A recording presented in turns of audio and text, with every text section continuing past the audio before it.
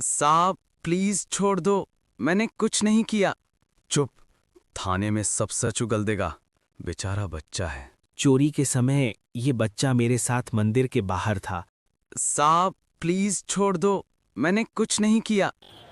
कचरे में दबा सच। वो सिर्फ 15 साल का बच्चा था। फटे पुराने कपड़े, पैरों में टूटी चप्पल और हाथ में कचरे से भरी एक बोरी। सुबह शहर जागता तो वो कचरे के ढेर में अपनी रोटी ढूंढता। लोग आते जाते, कोई मुंह फेर लेता तो कोई ताना मार देता।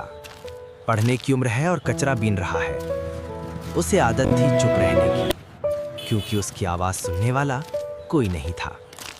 एक दिन उसी इलाके में चोरी हो जाती है। शोर मचता है, भीड़ जमा होती है और भीड़ की उंगली सबसे पहले उसी पर उठती है।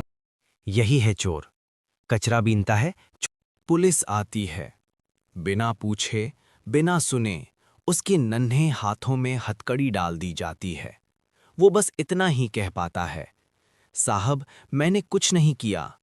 लेकिन उसकी बात कागजों में कहीं दर्ज नहीं होती। कोर्ट में पेशी होती है।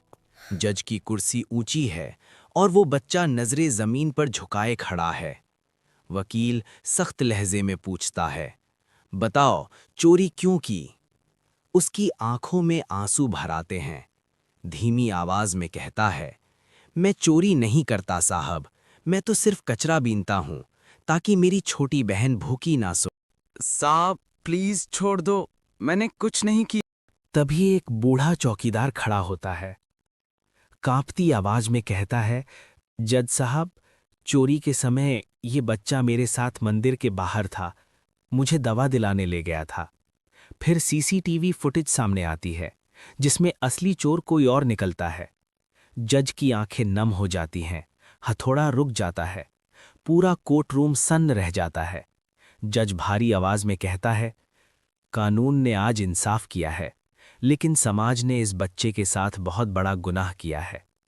पुलिस की नजरें झुक जाती हैं और वही बच्चा जो कुछ देर पहले अपराधी था अब बेगुनाह साबित हो चुका है।